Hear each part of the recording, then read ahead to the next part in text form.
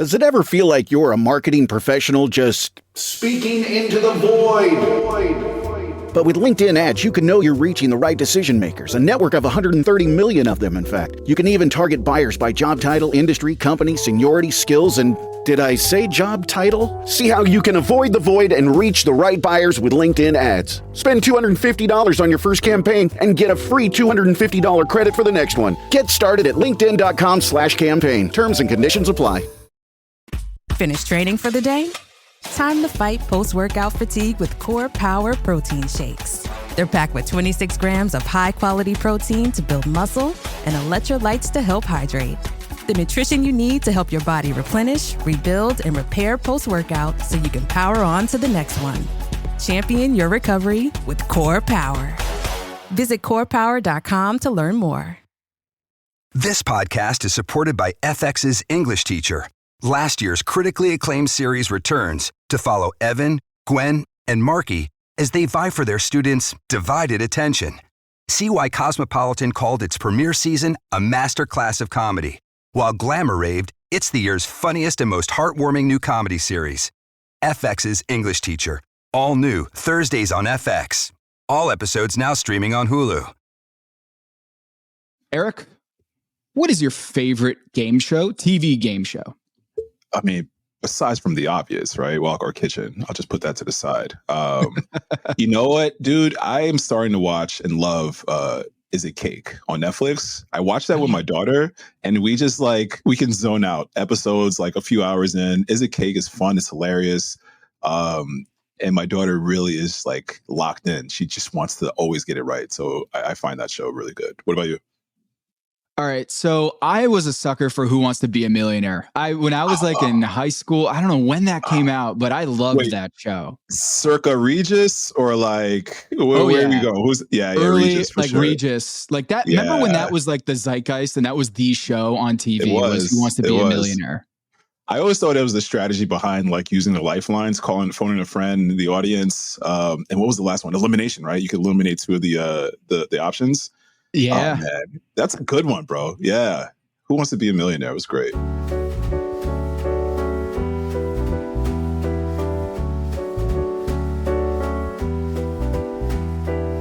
This is Pack Your Knives. I'm Tom Haberstroh. And I'm Eric Adjepong. Eric, we've got the Jeopardy episode. We got Michael Cera episode. We've got an elimination that will be thrust into this double elimination, last chance kitchen. This is my favorite episode of the season, Eric. This one had it all. I thought it was a really fun quickfire. We got Amy Schneider and Matt Roach, who came out for a surprise quickfire. Amy Schneider, a legend on on Jeopardy, and is also a Top Chef super fan. And I think I knew this last year because in her little in between interview on Jeopardy, she mentioned that she loves Top Chef, and so it's my mission to try to get Amy onto the show. So if you have any ins with Amy or any way to get to her, I would love to have her on the show because she's also an NBA head too. She's a big hoops fan. She just tweeted about Steph Curry's 52 points the other night. Sweet. Yeah. And it was great to have her on the show. And it's very clear that she knows her Top Chef stuff. And then Michael Cera. I thought this was a great episode, Eric. I agree, man. I think I'm right there with you, man. One of my favorite episodes thus far, if not the favorite. I'm more so impressed that you think I have an in on Amy. So thank you for that. I'm not that cool. But, dude, it was fun, man. Just watching her go in, even her knowledge on the old school, the retro Top Chef episodes. This is not Top Chef. This is Top Scallops. Yeah, I thought that was hilarious.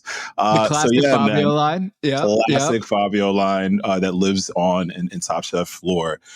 Dude, man, I had a lot of fun with this episode. I'm with you, man. The trivia was awesome. I'm a big trivia guy, a massive trivia guy. I get really competitive when it comes to trivia. And then the elimination challenge, which I thought was so brilliant. I saw it kind of the first scene in a movie, and you kind of can predict what's going to happen towards the end. I saw it, but I still was very impressed and locked in. Just a great episode. Well, you were locked in. I buried the lead here. You're taping this in the city, New York City, after doing the Today Show. So Walk me through. You got to watch this episode, and you're doing this pod, but you're doing it from a closet. It seems that you showed me there are a bunch of boxes next to you. So, can you give the audience like a BTS on your morning? Yeah. Like you just did the Today Show, bro. Dude, insane, man. So last night we got the screener, or yesterday, we got the screener, and I watched it right before pre-shift at Elmina. Super locked in. And then when I came home after our service was done, I finished up watching the episode. And then I took a train 4 o'clock this morning. Jeez, it's so early. But yeah, got into to New York, did the Today Show with Olivia Munn and Jenna, which was amazing. Meeting Olivia Munn, huge crush. Didn't mention that to her, of course. But and now I'm in my publisher's house, Clarkson and Potter. I'll do a quick tour, man. You can see like where all the books are stacked, and it's pretty cool, man. So I was really lucky that my publisher looked out, gave me this amazing spacious closet to go ahead and do this pod, and I'm excited, man. It's just a day in the life, bro. There's no excuses, just results. Just make it happen. So how does that work when you're on the Today Show? Like, do you come up with the dish? Do they give you any sort of direction on what you're going to cook? Is it from the cookbook, gone into the world? And so you're like, all right, I've done this dish 1,000 times. 100%. Exactly. So it's from Gone Into the World, in bookstores everywhere and online. And yeah, bro, they sort of picked out a recipe. We did the chichinga. So it's like a Ghanaian version, our version of kebabs.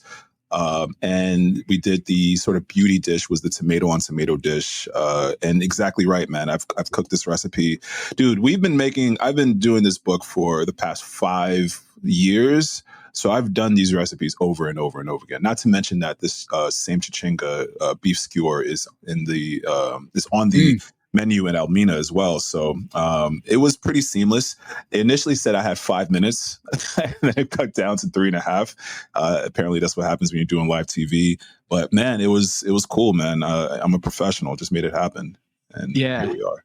Yeah. You said it was like the fastest 3 minutes of your life, and I'm like, wait, you did the Kentucky Derby episode where it was like that's the fastest 3 minutes in sports, so you know the deal, and you have a lot of judgment on that stat. So that is you've been part of this cooking challenges and cooking competitions, and to do it in 3 minutes and to be eloquent and sharp and big smile on your face and high energy. Jenna, exactly. Olivia, let me show you how to do this. Like that's a skill that not every chef has.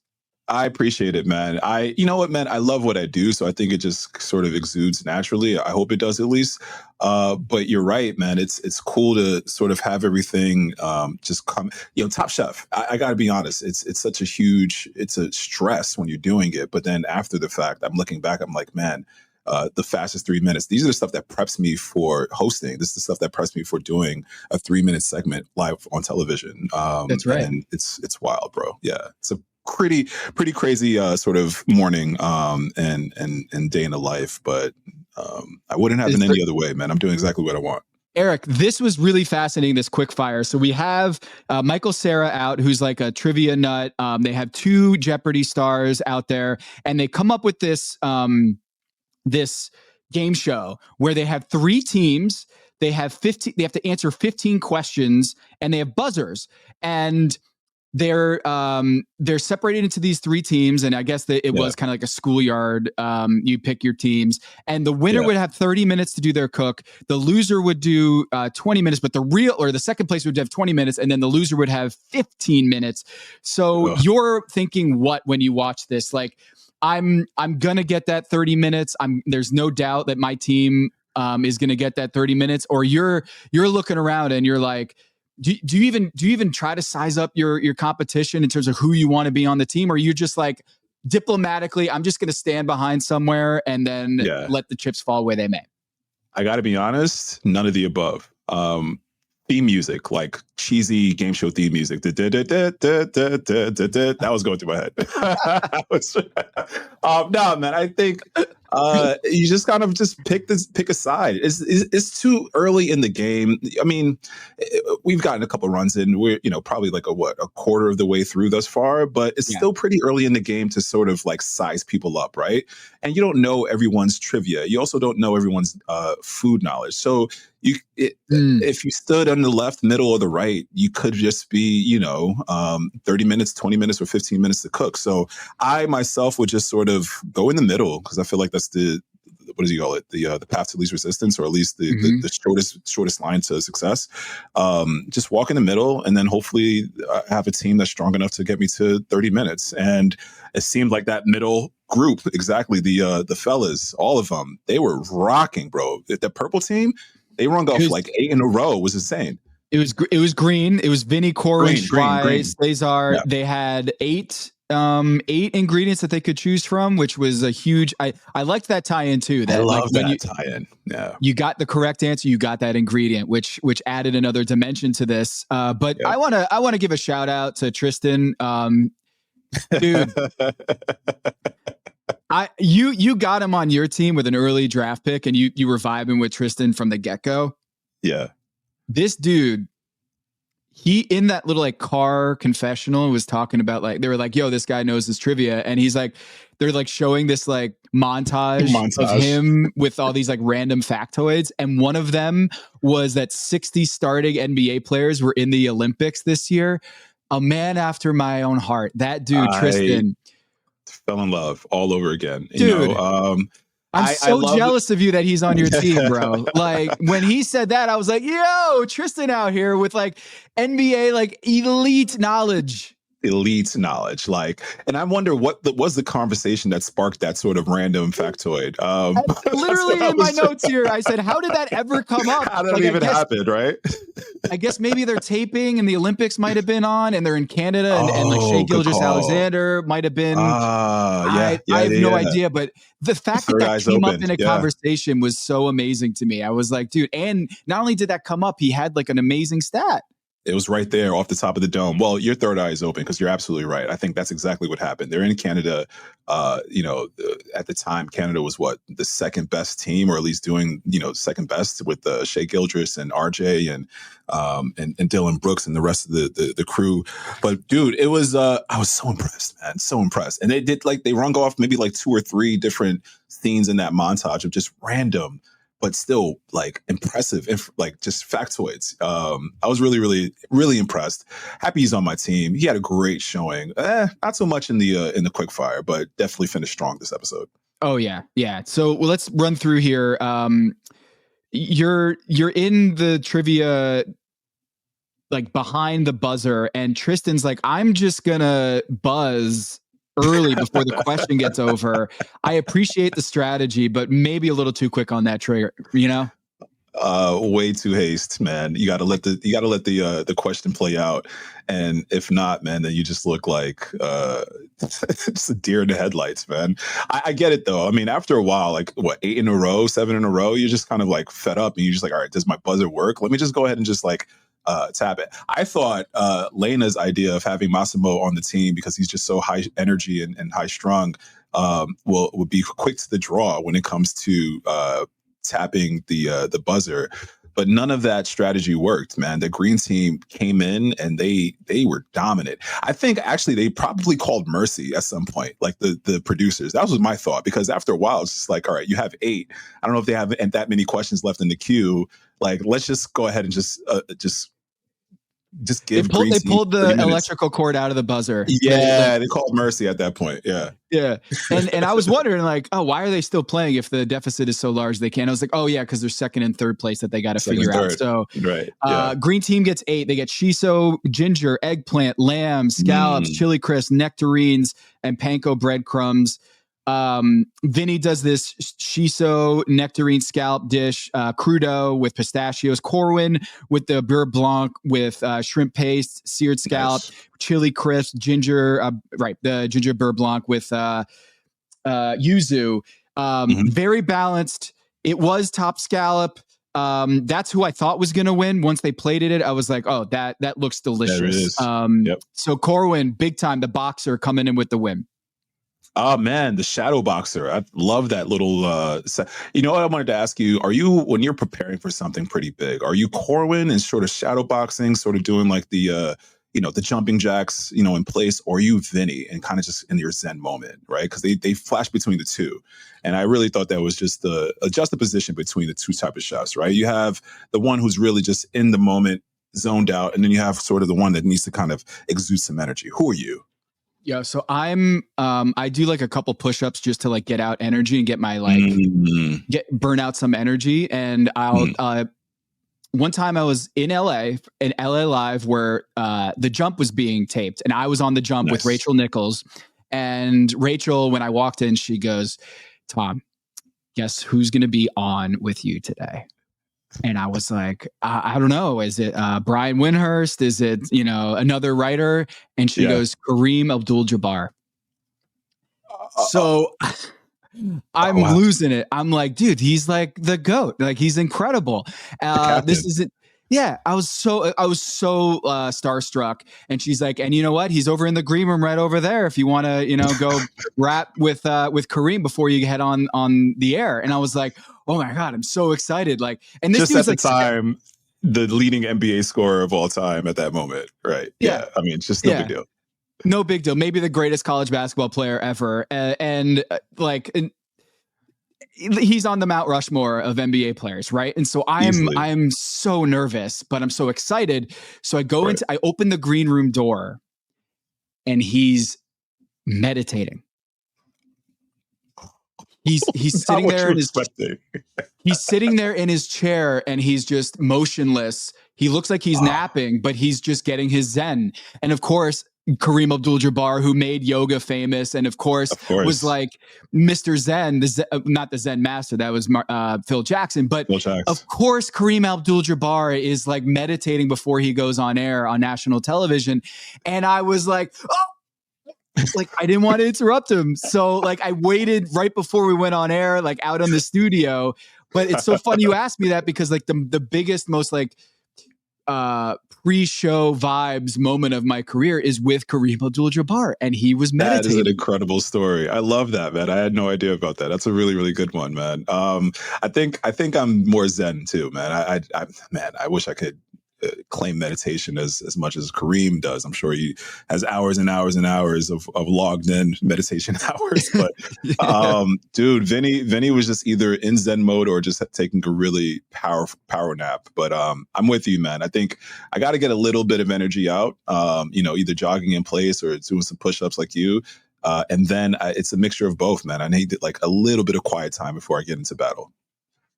Yeah. So he does the pregame nap. And I mean, I guess he might be doing that every time, or maybe they just caught him there.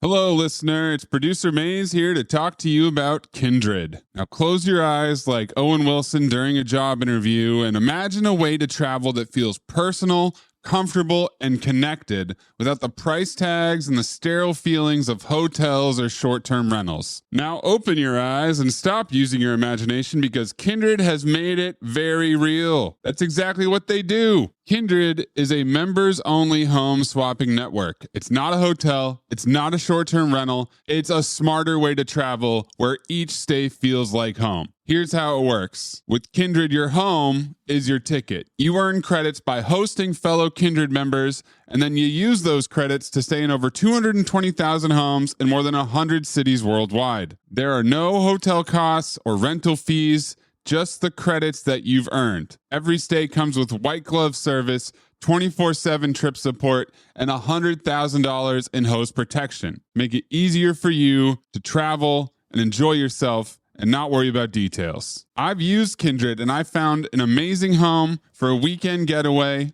in an idyllic location with amazing views and great ambiance. It had everything I needed. And the best part was, it cost me $0. So apply now at livekindred.com and use code DINGS to join for free. Plus, you'll earn 5 nights of travel credit just for signing up. That's right, that's 5 whole nights for free at livekindred, KINDRED.com, code DINGS, DINGS, livekindred.com, code DINGS. Listener, listen up. This is important. Okay, I'm going to try to save you some money here. If you're still overpaying for wireless, it's time to say yes to saying no. At Mint Mobile, their favorite word is no. You may think like, oh, that's bad. No contracts, no monthly bills, no overages, no hidden fees, no BS. Here's why I said yes to making the switch and getting premium wireless for $15 a month. You heard that correctly. $15 per month. Ditch overpriced wireless and the jaw-dropping monthly bills. And of course, there are all these hidden fees and stuff, but at Mint Mobile, plans start at $15 per month. All the plans come with high-speed data, unlimited talk and text. You're not doing like weekend and nighttime minutes or anything like that. And it's delivered on the nation's largest 5G network. Use your own phone. Don't have to get a new phone. Use your own phone with any Mint Mobile plan and bring your phone number along with all of your existing contacts. I switched months ago. People have asked, did you actually switch? Yes, I actually switched months ago, and I don't know what to do with all this extra money. I've cheated the system here. I've rigged something. This is an Ocean's 11 situation where I'm stealing wireless from Mint. That's how good a deal it is. Ready to say yes to saying no? Make the switch at mintmobile.com/dings. That's DINGS. That's mintmobile.com/dings. Upfront payment of $45 required, equivalent to $15 per month. Limited time new customer offer for first 3 months only. Speeds may slow above 35 gigabytes on unlimited plan.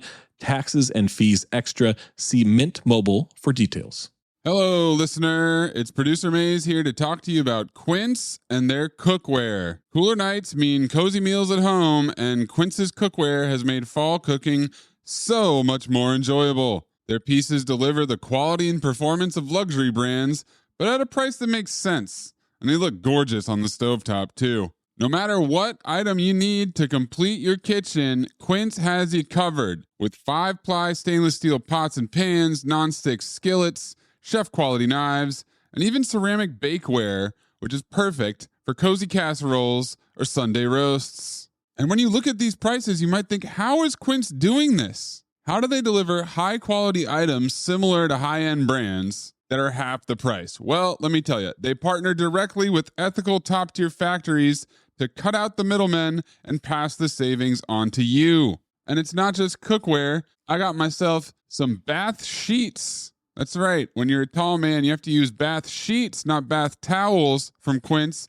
It's like drying off with the cloud. It's incredible. Upgrade your kitchen for cozy fall meals with premium cookware from Quince. Go to quince.com/dings for free shipping on your order and 365-day returns.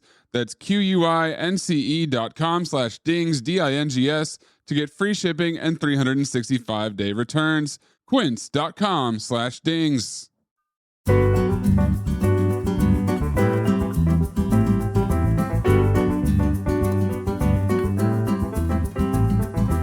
In the top three, we had Kat. She did this little banana Nutella sandwich with raspberry sauce and cognac. They were saying it's like kind of like fair food, but I think it was Michael Cera was like, I could have eaten like 6 of these things. And she did that in 15 minutes. How about that, having 15 minutes to cook, and she gets in the top 3? Kat, salute. Kat. Salute to you, Kat. I saw what she was doing, and I was picking up what she was dropping, man. I'm like, you know what? You just got to work it. 15 minutes is not a lot of time. That's barely enough time to get ingredients and then figure out like what to do at your station. So the fact that she got something that is good for all ages, right? I can see my daughter eating that. I can see me eating that. I could see my grandparents eating that. Like any age, exactly, any age is going to love that. Any age is going to love that. It was just really just a really smart play from Kat. And I love this sort of like ascension rather that she's having right now. Like Kat's kind of ringing off a couple of wins and good marks right now. So good for her. Battered rice sandwich. Those are the 3 ingredients for the bottom 15. Tristen did this like mozzarella carrozza that I've never heard of before with this mustard emulsion. Didn't work for him. Tatiana did this open face crab salad. And Henry went with this zucchini po' boy, which was from the get-go, I was like, nope. Same thing. The cut on the baguette that he was doing, or immediately I can tell like, this is not it, bro. This is not it. It was crunch on crunch on crunch. Like don't you need some sort of balance on like you have to have some really soft textures, but it was just all like very hard Cap'n Crunch ruining the roof of your mouth texture, you know? I saw that immediately. I was like, this is either gonna bleed the top of everyone's like roofs of everyone's mouths, or it's just gonna be too difficult to eat. It also looked very cumbersome as well. Like you had to like really crunch it down to kind of get a decent bite. Better days for Henry. Walk me through Massimo's dish in your mind, like a warm broth with toro, yellow tomato and fennel. The broth was yellow tomato and fennel, and then there was like this pretzel crumbs. Yeah. I love toro. It's super fatty. It's like butter. It's delicious. But when they said he was putting it in a broth, I got a little nervous that you're like almost cooking it, and I just didn't like the visual of it. And I also felt like the pretzel crumb, they said it was soggy. I was like, yeah, like when you throw like pretzel crumbs into a broth, a heated broth, it's not going to work very well. So Eric, I love Massimo's energy and stuff, but this decision, it felt like almost a faux pas to do this to Toro. I agree. And then also, man, we got a little bit of like bad boy from Massimo as well. Like we're starting to see, I don't know, I don't want to label him too early, but he kind of showed a little bit of, I don't know, some angst during this cook. I agree, man. It's a dish better served cold. Shout out to last week's episode. I think he should have just definitely served that sort of fennel broth chilled. What happens with that toro being so fatty, as you called it, you essentially are kind of melting a little bit of that outside fat, and then it becomes murky. It's just not what you want. And then on top of the sort of when you explain something to the chef, and this is something that Tom sort of off camera told us during my season. You want that description to land so hard because that's exactly what the judges are going to be looking for. So when you say like pretzel, I think of crunch. I think of salt. I think of, and then when you mention that and it's not that, it's a disappointment, it's a letdown. So there was just so many things as far as the description, the build of the dish, and maybe some of he had to use the ingredients, but it just didn't come together the way it did. And such a beautiful piece of tuna as well. Just, sad to see it goes, to waste. What you're describing is the line that he said where I tasted the other dishes, what a joke. That what Massimo said. Now, maybe he's doing that tongue in cheek or he's playing up a villain role, but I'm looking at that dish, and based on what the description was, I don't think it was a joke that he was in the bottom three. Tristen did the mozzarella sandwich. I liked the thought, and it's tough when you got 15 minutes to do battered rice and sandwich. That purple team had fennel, toro, pretzels, and curry. Did you, when you heard the ingredients, was there any sort of direction or interesting choices that you saw in this quickfire before we move on to the elimination challenge? No, it's one of those things where you have so many options, you can kind of get paralyzed by the options. So if you're the green team and you have so many things to choose from, and actually waste a lot of time just trying to figure out what you want to do. When you have more of a narrow path, like the purple and the yellow team, then you can just have to cook what you have to cook. But then, the other flip of that coin is the fact that you just have less time. So keep it simple. Scallops cook very quickly. We saw a bunch of scallop dishes. I was really hoping to see a little bit more lamb from the green team because they had so much time. But I mean, listen, they executed exactly what they needed to. That combination of rice, sandwich, and that was tough. That was really difficult. But I love the spin on using the actual ingredients in their dish. From the trivia game, the Top Chef producers and just the culinary team have been just hitting the things out of the park. Man. This has been really fun. Yeah. The question of which dish shares the name of an all-star basketball player? I'm telling you, Eric. So yes. Can I tell you something? Go. You go. I didn't get it. Listen. Okay. So I'm actually literally watching. I told you I started pre-shift, right? I started watching just during pre-shift, and I had it on the TV in the patio area of the restaurant. Shout out to Elmina. And then there was 2 answers that were given because there was a bartender setting up. And then one person said curry, which was the answer. But then another person said Kobe. And I said, duh, Kobe true. Like, oh, wow. right? Yeah. That's an answer for 2. That's, I was like, yo, dude, that was brilliant. And I wasn't thinking about that. Kobe and curry. Why not? That's a great point. And now that I'm thinking about it, you could probably go in a few different directions where I guess it would be a current NBA player. And I'm wondering, maybe, did you have like taste tests or like when you can give an answer, like when it's a quiz, is there almost like an appeal board that you can be like, actually, like that is a correct answer? Like in Jeopardy, when they go back to like the judges panel, when you have like an answer that actually might count. Sure. On Top Chef, do you have an example of when that happened where you were like, actually, Gail, that like, I think I do get a point for that. I wonder how that would work. I've never experienced it personally. I've never seen it done, but I think, when it comes to matters of subjectiveness, I think you can absolutely pull out sort of something like that, right? Like Kobe would have been a completely valid answer and they would have to have accepted it, and even though they probably were all thinking Curry at the time, which is also a clear answer. They didn't mention, and maybe I'm wrong, but they didn't mention current NBA player. Right, they just said NBA player. Right. So Kobe would have been an answer. And maybe they didn't have that like in the queue. So then what? Do they just go out and buy Kobe beef? Like, what do you do? Because they probably didn't have it in the kitchen. So that was, to me, was just one of those moments, man. Like, and again, when my bartender said it, I was like, oh, shoot. And I'm thinking like holistically, I'm thinking 360 as far as Top Chef. They have a huge kitchen and pantry back there. But what if they didn't have Kobe beef and someone said it? It's the right answer. So then do they have to go to the nearest Whole Foods and then shop for it? I don't know. Like my mind they was would really just be like, that. all right, you got Kobe, but we're going to have to stick with Curry here. Yeah. Okay. Fair. But yeah, man, that was one of those situations where 2 answers could be right. But I don't know. Everything else, is pretty objective. Honestly, I was watching and I was like, wait, I don't think. And then they gave the answer. I was like, I didn't get it in time. Like I might have gotten it in like a couple seconds later, but that's so embarrassing. It's like my greatest fear is that I'm on the show.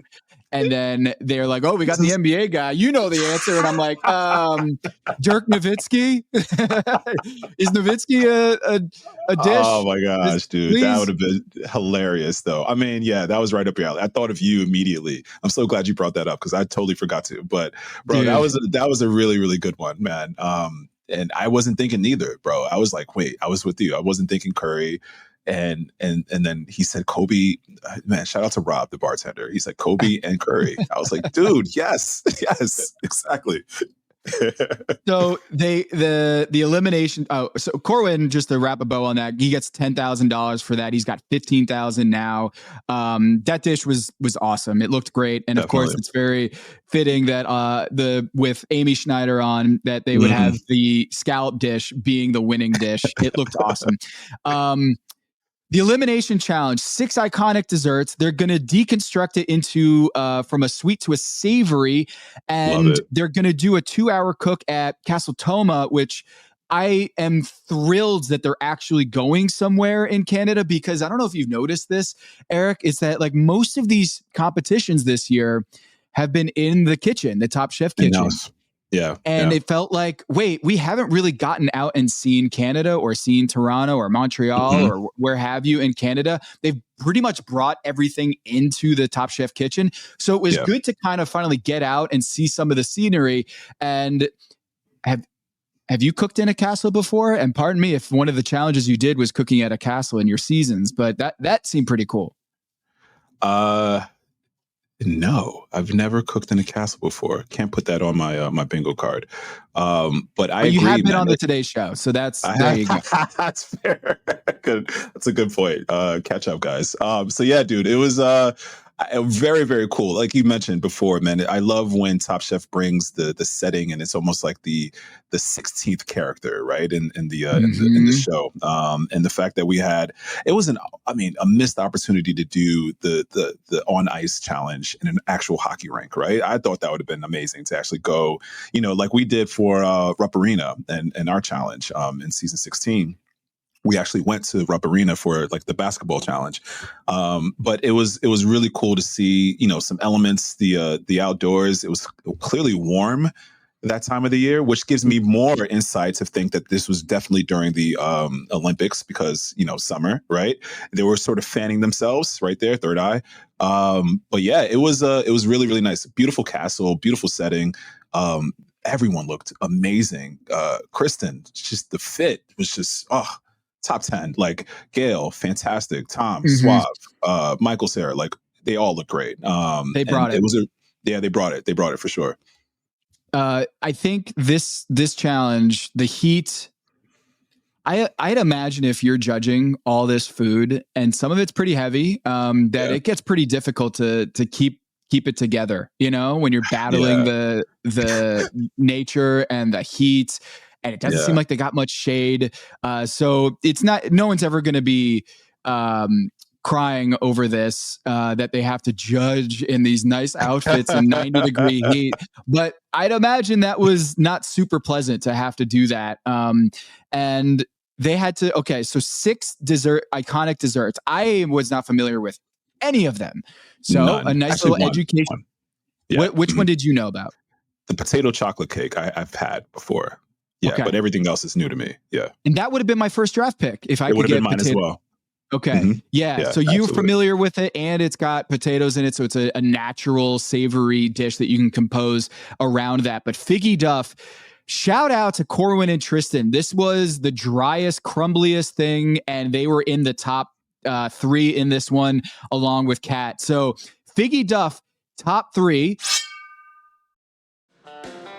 This episode is brought to you by 20th Century Studios' new film, Springsteen, Deliver Me From Nowhere, starring Golden Globe winner Jeremy Allen White and Academy Award nominee Jeremy Strong. Scott Cooper, the director of the Academy Award-winning movie Crazy Heart, brings you the story of the most pivotal chapter in the life of an icon. Springsteen, Deliver Me From Nowhere. Only in theaters October 24th. Get your tickets now. For a limited time at McDonald's, get a Big Mac extra value meal for $8.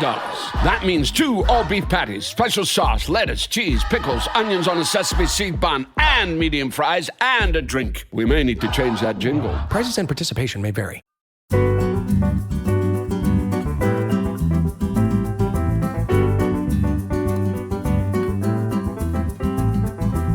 And then in the bottom was the butter tarts. I would not have projected that Yeah. Zubair and Henry with the butter tarts actually doing a seared, they both did a seared duck breast and both did it horribly. So Eric, explain to me, because they spent a lot of time on this, showing how much time Henry was giving this slow cook, and Zubair, same thing. They did not get the duck correctly, and they did a couple different methods here. So as a chef watching this, is it like a train wreck? You're watching it and being like, this is, I'm jumping out of my skin right now watching this. You perfectly like described my feeling and emotion as I was watching this, just yelling at the TV. No. Man, duck. Let's talk about duck first as the protein. Duck breast. It's one of the most apparent proteins, next to maybe like a steak if you're cooking a medium rare, that if you're not doing it well, it's going to be very, very clear early on. Like if you're not slow rendering the duck skin, and then allowing the duck to get to a perfect medium rare and then resting but not over resting, then it's not going to chew well. It's going to be way too chewy. It's going to be too dry, and it's temperamental. But then also when you do it right, when you cook a duck breast right, oh my gosh, it's the chef kiss, right? So I saw 2 methods. One of which that I thought, right? There was one that was the sous vide method. I would have never gone there. Henry. Right. When he said sous vide and they were like, sous vide, huh? That was like, ooh, that's gonna hurt. That's gonna hurt. Can I say though, cats. I was putting myself. I was putting Kat in that sort of bag initially when she took the skin off and then rendered it. I'm like, for what? Why are you doing that? You need the fat. And then apparently, and then Tom asked, right, as he normally does, right? You don't really know. It's very inconspicuous. And he's like, oh, okay, sure. And apparently it was delicious. So my hat's to her, because I've never done a technique like that. I probably wouldn't be brave enough to do it, but she was very daring the entire episode. But let's get back to Henry and Zubair. The Henry sous videing the duck. It works.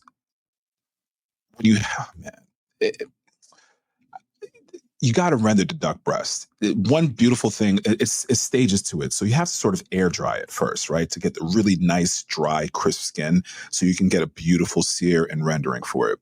When you have it in a bag, in a sous vide bag, you're not allowing any sort of anaerobic. It's all anaerobic. You're not allowing any air towards the duck itself. And that was cooking at a temperature, I don't know exactly what temperature he cooked it at, but you got to think when you try to sear it, the skin itself is going to be moist and wet.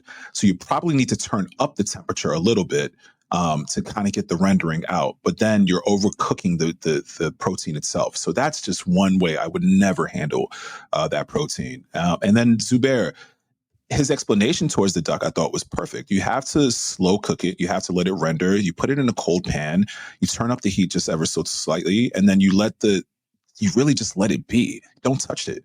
But then we saw him like touching and moving and touching and moving. And I was just like, bro, the more you mess with it, the more it's just going to be unforgiving. I think also there's probably a heavy seasoning on the skin that maybe burned a little bit faster than I think he wanted it to. It's so funny to me that this butter, what is it? The butter cake? Butter tart. Yeah, butter tart. The butter tart. They both went in the direction of duck, and they both handled it so just poorly. And I was really rooting for Henry too, because we've seen in the previous episodes him sort of rushing to the finish line. I think he called himself a barbarian. I thought that was hilarious. But then you have the time and you see what extra time does for you. You lose a plate that has saucing, and it's just like, bro, just get it right, finish man. Just finish it. Yeah, that was really hard to see and hard to watch, man. I love duck, and just the way that was handled, it wasn't. When you finish early, what goes through your head? You're like, is it something's wrong? Something's wrong. When you finish too early, something's wrong. Like they gave you 2 hours for a reason, right? And if I would have finished early, I'm checking, triple checking, quadruple checking every single plate, making sure that everything looks identical. I'm cutting off maybe side pieces of the duck to make sure it chews right. I'm getting like the perfect plate. I'm eating every single thing. And what we didn't see Henry do was that. He was sort of just like, they even had like this beautiful elevator music when he was walking around, right? Yeah. He was really like soaking in that time. And I'm like, bro, this is not the time to be lax, man. Like if you have extra time, use it to your advantage. Like eat the dish. Try to figure out if there's anything wrong, edit it, right? But he was more so just lollygagging until like the last few seconds. And then he realized that, he didn't have every plate identical. And I'm giving him grief, but this stuff happens. But you got to be with a competition like this, man. You got to be on it because everyone else is. And you can't just sort of like give away these moments, especially time. It's I don't know. I was disappointed in that. I was really bummed to see that bottom three, Schwei, Henry, and Zubair, because I was like, man, those three, I could see them winning it all, right? They can cook. One of those, they can cook. So when I saw that, I was like bummed out when they were in the bottom three, and then there's magical elves, so magical. The idea that like the bottom three would have Henry, where he has that FaceTime with Evelyn talking about like, I'm kind of scuttling a little bit, trying to find myself. I got to get back into gear. And I was like, yep, he's going home. But Zubair, when the description is absolutely the worst bite of the day from Gail, and then Michael Cera saying couldn't go for a second bite, and the wheat berries weren't cooked well. It just, there was nothing on that plate where I was like, oh, that actually might save him. And Tom did say that he didn't like Henry's, he prefers Zubair's cook on the duck than Henry. So I was like, ooh, maybe Henry's going home. Yeah. But at the end of the day, Zubair goes home. The other dish is, let's go to the top real quick. Tristen, the way this dish looked and the way he explained the Madeline, and my daughter's name is Madeline. She's right over there, by the way. She's homesick Shout out today. to Madeline. They say hello, Madeline. He did a lamb fat Madeline, and it's this like little dish little like almost like a biscuit or I don't even know, cookie. Yeah. Crumbly cookie. Yeah. And Stephanie Duong was on the show. She was like a pastry maestro. She's a pastry chef and owns Roselle Desserts. She wanted the recipe. It was so good. So not only was she impressed, she gave that like ultimate respect, like the ultimate, the highest praise you could get from a judge is like, yo, give me that recipe. And then the lamb, the Guyanese pepper pot, lamb fat, Madeline, dude, that whole dish was. Sign me up. I want kudos and bravo to Tristen for man, like you said, high praise when you're getting that from a pastry chef and they kind of want to get that recipe or at least understand the thinking behind it. It just all came together. The lamb apparently was cooked perfectly, textbook. The pepper pot, it was exactly the idea that I would have gone in, especially with my Afro-Caribbean background. And I love the fact that both Corwin and Tristen went into that direction because this figgy duff, it literally calls for it, right? You get all these warm flavors of allspice, cinnamon, clove, nutmeg. These are all things that work so well throughout the African diaspora, and you see in so many different dishes. Jerk chicken specifically, which we saw Corwin do, and then pepper pot, which is exactly that. It's just a very warm, deep-rooted, spiced base. And using lamb and then the Madeline as well, oh, man, it sounded poetic when he was talking about it. It looked amazing on the plate. And then Corwin going just straight to the point. Give me fried chicken. It's hot out there. Give me a little jerk, a little cabbage slaw.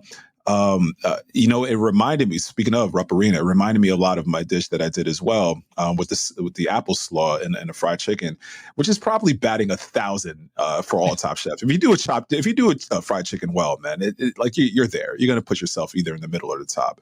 So Corwin just had the right idea. So did Tristen, and Kat. Shout out to her as well with the brilliant play of going almost Wonka, right? It was so whimsical. Taking the duck breast, we saw liquid nitrogen being used again. And I love the fact that she went for it. A bold move. Custard. Yeah. Mustard custard. That's right. I would have never. We love a good dad joke here on this pod. Yeah. I never would have gone that direction because I'm not that brave, but she went for it this entire episode and it paid off. When I saw there was on a couple of these that the cacao or the chocolate didn't come through, why is that? Like, it seemed like with some of these dishes, is cacao cooking with cacao, like, is it a muted flavor that you really have to bring it through? Because I was surprised that when I think it was Paula, they didn't get a lot of chocolate. And I was like, oh, I thought there was a lot of chocolate in the description. So is it a kind of a temperamental ingredient like that? It's the base of it. It's actually, it could be a trippy mess up because now I love this question. So it's a dessert, right? A dessert challenge that needs to be deconstructed into something savory. So you're using cacao as the base, but chocolate is actually the derivative of cacao, right? So chocolate has a bunch of sugar, cacao and sugar. So you're taking something very bitter, which is the cacao, right? It, in and of itself, without sugar, it's just bitter. It's raw, it's bitter. But then you add a bunch of sugar and cream and milk to it, and then you get that beautiful sweet mouthfeel, right? And that's where the dessert aspect comes in.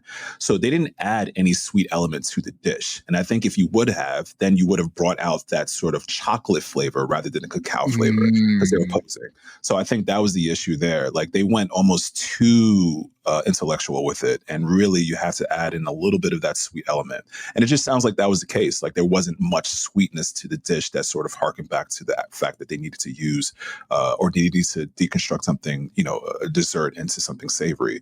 They just went savory on savory. And, sometimes when you overplay it or overthink it, that could be your Achilles heel. But yeah, cacao in and of itself is not sweet. It's bitter.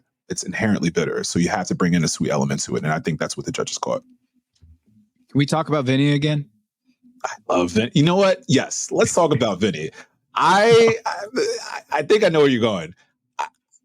I appreciate the romance that Vinny brings to his dishes, but it's kind of getting a little corny. It is. It's kind of getting like, bro, give it a rest, man. And I think the judges are catching on to this as well. Like, you don't have to butter up Michael Cera loved it. Michael Cera loved it. Yeah, but then we have he's pandering to Michael, and it worked. It worked. Literally, it's the pandering. He's pandering to Michael. He was pandering to Chef Danny Boulud last week. Like, bro, we get it. We understand, man. Just cook your dish and go home. Like, you don't have to do all of that. The gold flakes. Do you have any gold flakes at your restaurant? And what are your takes on gold flakes on food? If you want to go ahead and just boost your food costs by like 800%, then go ahead and just grab a bunch of gold flakes. The fact that they have it in the restaurant, or at least at the Top Chef kitchen, you don't have to use it all the time, right? Like a deft hand, it goes a long way. You can just edit that out. But I love the fact that he had him in mind. I also thought Michael Cera and Vinny, they favor each other a little bit as well. They kind of look like each other. They kind of look like each other. Yeah. But man, baby face, little white guy. Yeah, that's all it is. That's all it is. I could definitely see him playing the Broadway version of Superbad somehow, some way. I think speaking of gold, you just landed on a gold mine there. Superbad on Broadway. Well, here's his Yukon potato dish did look great. I mean, I was like, that's where you want to go. And he had this almost like he garnished it with these little mushrooms on there too. And it needed more chocolate, I guess, or more cacao flavor because it's the potato chocolate cake. Massimo, he did the Moroccan lamb tartare. Cesar did the lamb tartare. Almost identical dishes. Michael Cera loves Cesar's and said, that's my dude now. Ras El Hanout yogurt. What is Ras El Hanout? Do you know what that? I was not familiar with that ingredient. Ras El Hanout is a beautiful spice mix. You'll typically find it in the Mediterranean or Northern Africa. It's subtle. Depending on who sort of mix it, it could have a lot of spice notes to it. But it's a really beautiful combination of spices. Yeah. Okay, so he uses that in his lamb tartare. It is weird, isn't it, that like a lot of these couples in these pairings, they did like the same dish. You had the duck breast dish, the seared duck breast dish from Zubair and Henry, and then here you had the tartare dish, and it was almost like they were going head to head in this very similar dishes. Katiana with the immunity, she's I wouldn't say mailing it in, but she went fairly like, you know what, I'm just gonna do this porridge. It's not gonna win. It's not gonna eliminate me. Tom didn't love it. Said it was a little slimy. The skill, when you get Tom saying the skill level on Tristen, it was just like, I don't know. I had a moment, Eric, where I was like, I think he can win this thing. Like Tristen, in our scoring system, he's second in the point system that we have for the full season behind Katiana. And I wouldn't have said that after the first episode, but now I kind of feel like Tristan's coming for it.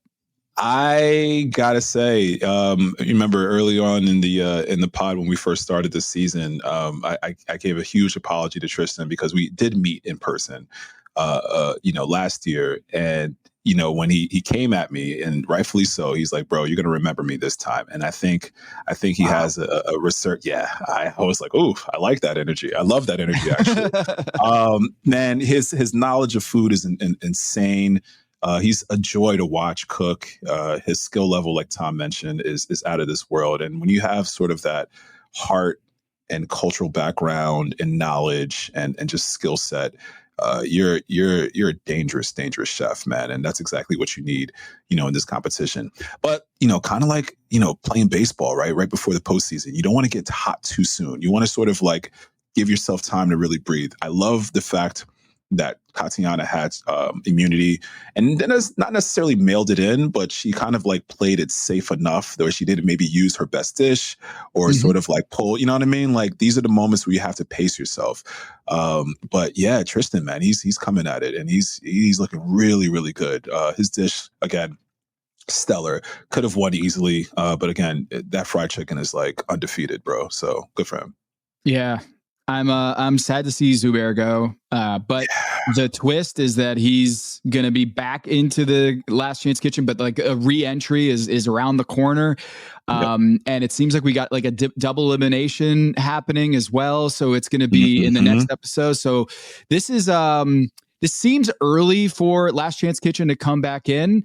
I've been doing Last Chance Kitchen recaps, and because this is kind of a crazy Last Chance Kitchen, this like standoff showdown here, I'll do another recap later. But Eric, here are the standings we've got on our fantasy team.